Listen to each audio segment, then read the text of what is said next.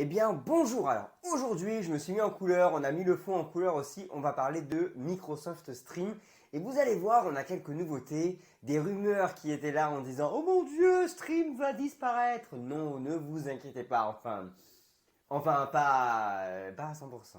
Allez, on va aller voir ça tout de suite.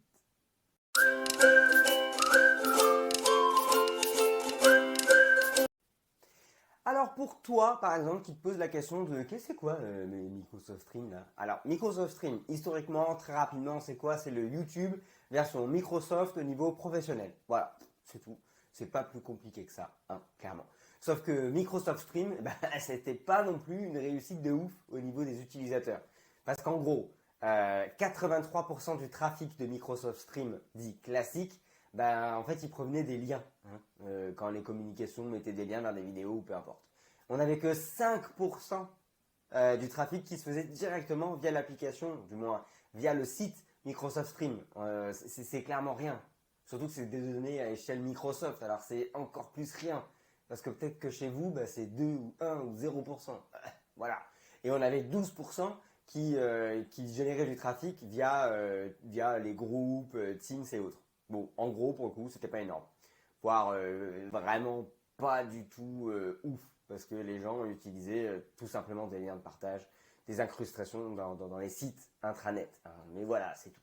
Personne ne se connectait à Stream et d'ailleurs, en plus, personne n'a d'intérêt à se connecter à Stream. Et en plus, les équipes de communication pétaient un peu un plomb parce qu'au final, c'était pas hyper personnalisable au niveau de la page d'accueil. Donc, il n'y avait pas vraiment une latence ou un jeu important au niveau de la page d'accueil pour le rendre plus à votre image, à l'image de votre entreprise. Voilà, en gros, ce qui était Microsoft Stream classique. Je vais dire classique parce qu'en fait, on va parler de Microsoft Stream dans SharePoint ou alors le nouveau Microsoft Stream. Encore une fois, SharePoint arrive, lui, là, il se la pète un peu, mais bon, il est un peu utile.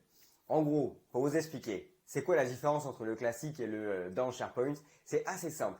Pour celles et ceux qui se rappellent, à un moment donné, Microsoft avait dit il y a quelques années, on va mettre Yammer dans Microsoft 365.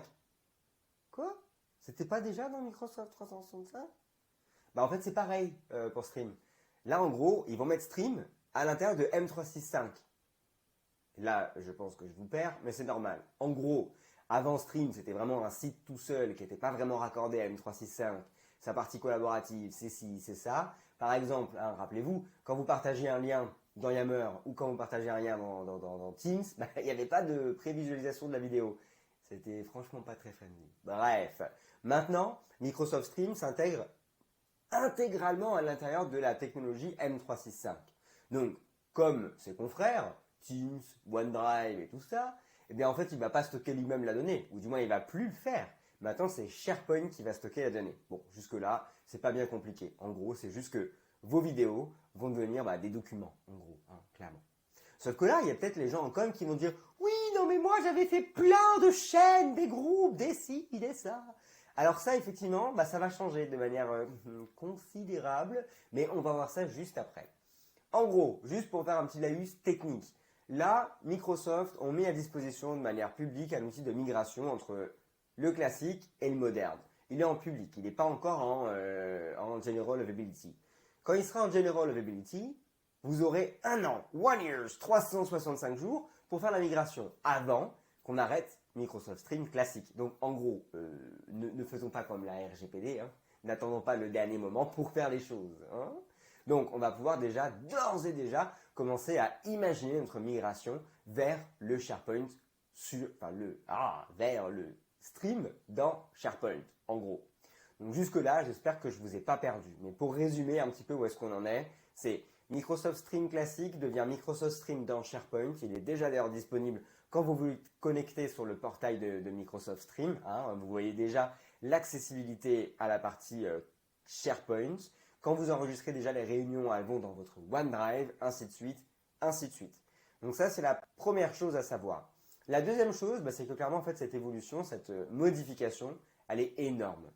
Parce qu'en fait, on va donner le pouvoir de M365 aux vidéos. Les vidéos deviennent de simples documents pour Microsoft. Et c'est là où on va vraiment pouvoir s'éclater.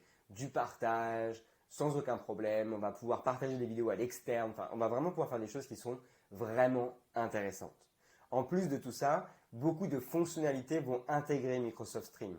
Par exemple, l'enregistrement en fait via Stream, vous allez pouvoir faire des choses qui sont franchement top. Vous allez pouvoir vous enregistrer, rajouter du texte, faire des choses un peu customisées directement depuis Microsoft Stream et ensuite publier cette vidéo par exemple sur Viva Engage qui est le nouveau Yammer intégré dans Teams en story par exemple. Ou alors directement partager la chose sur votre stream, partager le lien ou partager dans le dossier qui est partagé. Bref, c'est vraiment cool. Beaucoup de choses sont à venir. Le chapitrage est beaucoup plus friendly.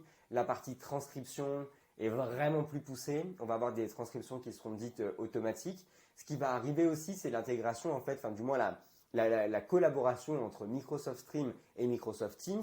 Par exemple, pendant vos rencontres, vous allez pouvoir générer du chapitrage automatique de vos vidéos grâce à PowerPoint Live. Alors tout ça, je vous parle de manière hypothétique, on n'a encore pas les choses de manière palpable, bien que là vous voyez des petites captures qui ont été présentées pendant l'Ignite, mais on n'a pas encore des choses concrètes à vous présenter, clairement. Donc on a ça.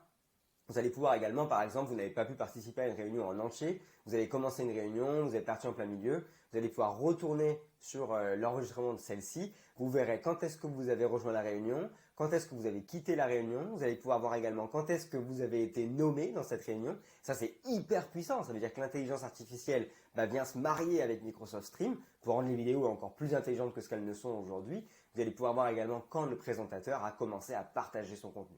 Voilà. Donc ça, c'est plein d'exemples qui arrivent. Ensuite, alors comme je vous le disais au début, pour celles et ceux qui se posent des questions concernant les chaînes, les groupes et tout ça, alors effectivement, c'est un nouveau jeu qu'il va falloir avoir. Mais en gros, dites-vous tout simplement que vous allez pouvoir créer des bibliothèques de documents qui vont intégrer que des vidéos dans des sites SharePoint et recréer à votre image un site entier qui vient répertorier des chaînes et autres. Donc c'est vraiment performant parce que dites-vous juste que les vidéos, vu qu'elles entrent dans SharePoint, on va pouvoir faire aussi la recherche sur les vidéos avec la métadonnée. Donc, quand les personnes vont faire des recherches en SharePoint, ça va les chercher sur le titre de la vidéo, sur la transcription de la vidéo, sur les descriptions de la vidéo. Et ça, c'est vraiment, vraiment performant. Donc, pour revenir à votre histoire de chaîne, pas d'inquiétude, vous allez pouvoir créer un site SharePoint qui va regrouper toutes les vidéos de votre entreprise. Vous allez pouvoir gérer des dossiers derrière pour venir faire des chaînes, entre guillemets. Et vous allez pouvoir ensuite mettre tout ça en page, mettre des vidéos en premier. Alors déjà, sachez que si vous utilisez aujourd'hui la webpart Hero, vous allez pouvoir faire lire directement la vidéo à l'intérieur de la webpart sans que ça ouvre une autre page ou peu importe. Donc, cette nouveauté au niveau de Microsoft Stream, elle est plus que positive.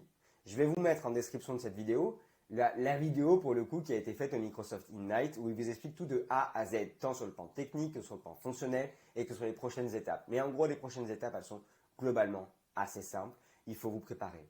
Dès aujourd'hui, il faut être à l'affût des nouveautés qui sont sur la roadmap de Microsoft. Dès que le General Availability au niveau des outils de migration est donné, vous savez que vous avez 365 jours à partir de cette date-là pour faire votre migration, faire votre accompagnement au niveau des utilisateurs pour les sensibiliser sur le nouvel usage. Donc, pas d'inquiétude. Quand vous avez vu que Microsoft Stream disparaît des licences, en soi, c'est normal. Il est effectivement en E3 pour le moment. Mais au final, c'est tout à fait logique qu'ils disparaissent des licences inférieures. Parce qu'au final, les utilisateurs vont utiliser leurs outils du quotidien, SharePoint et autres pour s'amuser avec les vidéos. Bref, tout ça, c'était pour vous donner un petit peu une explication assez macroscopique de ce que va être Microsoft Stream de demain, donc Microsoft Stream dans SharePoint. Sachez aussi qu'une nouvelle application, ou du moins que l'application a été améliorée et vous allez pouvoir cohabiter avec le Stream classique et le Stream moderne, le Stream SharePoint, peu importe comment on l'appelle aujourd'hui, mais le nouveau Stream. Donc tout ça, c'est vraiment assez intéressant. Je vais revenir sur Stream au fil du temps pour vous montrer un petit peu comment on joue, comment on peut créer et comment on peut imaginer un site qui vient répertorier vos chaînes pour venir ranger tout ça et faire en sorte que vos utilisateurs aient une expérience toujours parfaite avec la vidéo, mais que pour le coup, ils ne se connectent pas à un simple lien, mais qu'ils aillent vraiment sur la plateforme de vos vidéos. Pour la petite aparté avant de vous laisser, l'applicatif Microsoft Stream va rester, il va toujours être là, mais lui sera plus pour la gestion de mes vidéos personnelles, donc les vidéos qui m'ont été partagées, les vidéos de mes réunions, tout ça, tout ce que j'ai créé comme vidéo.